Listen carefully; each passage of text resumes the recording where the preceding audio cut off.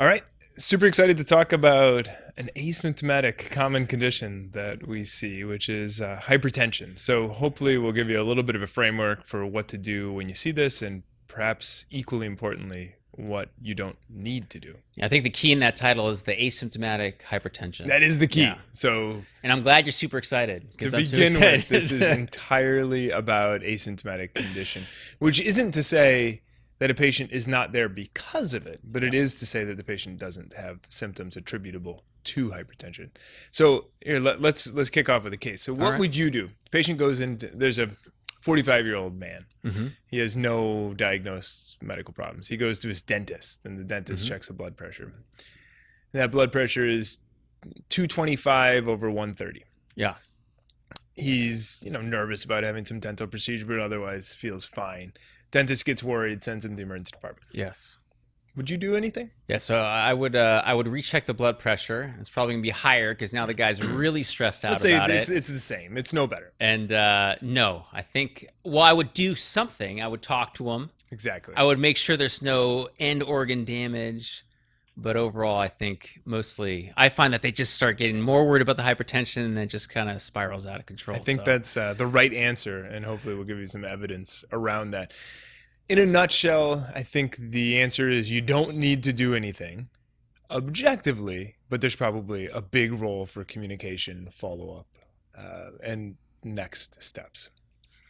Let's talk about what hypertension is. It's a long-term problem. It's a population health problem, and very seldom is it an emergency department problem. It does occasionally manifest with acute emergent processes, and that is, of course, exclusive to this conversation. But the long-term management does matter. It's one of the single biggest things on a population health level that drives bad outcomes. Those outcomes are, independent of other risk factors, strokes, coronary disease, heart failure, and kidney disease, and very clearly is associated with all-cause mortality. Having high blood pressure is not a good thing on a long term. Unfortunately, we have a referral system that has poorly interpreted that all-cause long-term mortality as being something that needs the emergency department here and now. And you'll see that's very rarely the case. yeah, my approach when you had that list in terms of hypertension being a risk factor for stroke, coronary artery disease, heart attack, CHF, we're used to all dealing with all those on an emergent basis, and the patients are often worried that it's an emergency like that. That's right. So I lump it into I worry about that stuff too, but I worry about your smoking, your diet, your diabetes, and your hypertension as to prevent me from seeing you years down the road when you actually do have those because it's been uncontrolled. And so It's exactly the same conversation as you have about smoking. yeah. So a patient presenting to you with uncontrolled hypertension is just like a patient who's still using tobacco multiple times a day. It's not a great idea. We have an impact in perhaps preventing some of those behaviors or modifying hypertension, but it's not something we need to jump on right here and right now. Digging into the details about the diagnosis, you'll see that these numbers, these are the two common consensus criteria out there, JNC 7 and 8, which actually have the exact same definitions, and then the most recent ACC-AHA guidelines. You'll see that they are pretty similar. Exactly when somebody has hypertension does vary slightly between the two. But these are pretty low numbers when you're talking about in the emergency department. Mm-hmm. One thing I want to highlight here is you'll see that the top end of stage 2 hypertension in both of these schema is 160 over 100. Importantly, there is no emergent hypertension. There is no number that begets acute therapy. There's no greater than 220 or 240. Really, anything over 160 in the long term is in that top tier of hypertension and necessitates or merits consideration of treatment, but there's no number that should drive that acutely. See, these are also really common numbers, right? We almost worry in the emergency department about somebody with a blood pressure of 110 over 60, that perhaps that's portending shock when, of course, that is the appropriate normal ambulatory outpatient blood pressure. I mean, I just feel bad that 120 to 129 and less than 80 is considered elevated blood pressure because then I fall into that category for sure. I was like, oh, which isn't to say 120, that it needs anything, but much of this data actually comes from life insurance registries where they have demonstrated that a patient with a blood pressure of 125 over 85 does tend to skew towards different long-term outcomes than somebody, let's say, 115 over 75. Oftentimes we talk about hypertensive urgency. It's a common diagnosis that we hear either referred or that we use ourselves, and I want to just discourage that. There is no such thing. Perhaps there was at a time. Now the evidence around this has crystallized. There's no number absent end organ injury or signs of acute disease attributable to a dysregulated blood pressure that should necessitate treatment. ACEP's nomenclature around this is asymptomatic markedly elevated blood pressure. There is actually not a specific range that would qualify for that, but it's another terminology you can use. Importantly, a number alone should not beget the diagnosis of hypertensive urgency, which in turn oftentimes would drive inappropriate diagnosis or treatment. So then, Kim, basically it's emergency with elevated blood pressure and end organ damage because of that blood pressure versus everything else. Everything else. That's right. When we talk about end organ injury, we put together a chart of some examples of things. And essentially, these are all conditions that we think are driven by a dysregulated elevated blood pressure. I want to highlight just a couple of things, which is on that left column, these are the bad things that we think could be caused by blood pressure. There's only one thing, that's the final line, that might not be clinically evident. So none of these should really be occult. And we'll talk about the role of diagnostic testing to look for an elevated creatinine, but everything else should be evident. On the right column, just wanted to highlight a couple of myths. These are things that on multivariate analysis are not associated with high blood pressure. So these would be commonly a headache. And this is a headache independent of, say, intracerebral hemorrhage, cerebral edema, subarachnoid hemorrhage, the bad things that can be driven by blood pressure, just a headache. It is not true that elevation of blood pressure triggers a headache. It is the inverse of that is true. I have a headache, therefore my blood pressure is high. But targeting blood pressure as a remedy for headache is not an evidence-based thing. And then another thing that we see very commonly is epistaxis. There's this idea that the nose is bleeding for some reason because the pressure is so high in the pipes. That is not borne out on an evidence-based level. So just keep this chart in mind. I think it's the same thing with subconjunctival hemorrhage too, right? People are always like, oh, hey, I have this bleeding. I think it's because my blood pressure is high. And they equate like exploding vessels with elevated blood pressure. I mean, I get the logic, but yes. It's just wrong. It's just wrong. Only if it's the aorta exploding, then it's an emergency.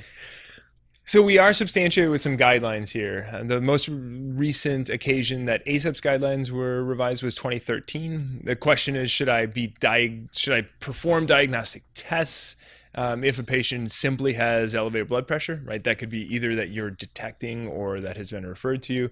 They say categorically you do not have to. There's an asterisk here that perhaps you could consider a serum creatinine. I would just add the nuance that this would be perhaps in a patient who otherwise does not have good access to primary care. You don't have baseline diagnostic tests. You're concerned that maybe this blood pressure has been elevated for a protracted period of time and occult renal injury could have developed. It's a reasonable thing to do. On the same hand, I don't think you should feel obligated to obtain any tests, creatinine included, in a patient without active symptoms. So then, Cam, in terms of my approach to elevated blood pressure, because I try to circumvent this in my earlier years of being like, okay, you have elevated blood pressure, I'm going to rule out signs of end organ damage. All the stuff you said that's evident, obviously, stroke and aortic dissection, those are things I'm going to find clinically. Do you not even do, I'd be like, all right, I'm going to get an EKG and I'll maybe get a urine dip to look for proteinuria. And then everything else I'll base on my clinical exams. If you don't have any edema, I'm not worried about your kidneys. If you don't have pulmonary edema, I'm not worried about CHF. If you're not complaining of chest pain and your EKG looks good. Is that valid, or can I even go a step further and be like, look, you are asymptomatic and I don't even need to do the EKG and all those other studies other than maybe the creatinine, like you said? So I think your approach is not an irrational one, but I think that the short answer is you don't have to do any of those tests. Okay. So on the EKG, you would be looking for LVH, right? Signs of long-standing elevated blood pressure. And on the urinalysis you mentioned, so we bring these up because they're kind of like easy, quick low barrier of entry to tests, right? I can do these kind of point of care. On the urinalysis, you'd be looking for proteinuria, which you would think is a proxy for a nephropathy, right? evidence would suggest you really don't need to do any of those tests in the ED. Okay. Again, balancing the consideration of your system, your patient, and follow-up. If somebody has no access to follow-up, might it be reasonable to do tests like that before you would consider therapy? Sure. But for all comers, I don't think you even need to do those studies. The next facet of this question is, if I do make the diagnosis of poorly controlled blood pressure or asymptomatic extreme hypertension, should I be treating these patients? And again, ACEP's guideline is you do not have to. There's certainly no evidence that ED treatment, either here and now or a prescription beginning now, has long-term benefit. But of course, if you believe that a patient in front of you has poorly controlled long-standing hypertension and poor follow-up, this is where we're going to be a cog in the primary care space and perhaps implement guideline-level therapy. So it might be warranted in some cases, but not as a policy. If you are, say, taking that primary care approach and trying to help the patient along, if they're not going to have follow-up for about a month, do you just go to the JNC 8 recommendations and start them on the first-line antihypertensive meds, or do you have... Yeah, I think that's probably the easiest way to do. We'll jump into a little bit of the nuance around that, but using something like a thiazide diuretic or a calcium channel blocker are going to be first-line treatments. There may be subpopulations in whom an ACE inhibitor or ARB is more appropriate because of comorbid conditions. But it's a pretty easy thing to do, right? Okay. There is a cookbook written for this. Yeah. We talk about evidence around the utility. This is ED lab screening for end organ injury in the absence of clinical symptoms. There's been some pretty good analysis from the real world. Generally speaking, for these studies, you have to be quite hypertensive, let's say a systolic of greater than 180 or a diastolic of greater than 110. And in real clinical practice, about a third of the time patients get laboratory tests obtained. 2/3 of the time they don't. I am arguing that you could probably move that number down even further. When we look at the yield of those tests, they're abnormal in about 5 to 7% of the time, but further analysis suggests that almost all of those abnormalities reflect chronic changes, not that you're kind of unmasking some other occult process. So do you need to be making this diagnosis in the emergency department? You really don't need to be, as long as you have a functioning outpatient space. So why shouldn't we treat it? The first point is, very frequently this is a spurious value, just like you said. It's the situation in which we're detecting it. And so it's very reasonable to recheck that and make sure it's a valid finding. Of course, making that diagnosis in isolation, even from two values in one day, is not necessarily appropriate. But frequently we have some corroborating prior values, right? Somebody was referred and they have outpatient values that are high as well. In that case, it's reasonable to consider treatment on the chronic basis. What is not reasonable is emergently trying to lower that blood pressure. So doing something like parenteral dose of an IV antihypertensive, or there was a time when even sublingual calcium channel blockers were studied. Both of those modalities have shown to cause more harm than benefit. So this is not a number that you should try to treat in front of you. It's just a number. And that's what I tell my patients. I'm like, look, this is a snapshot in time, and it's going to change because you're nervous, because you're in pain, because you have chronic hypertension.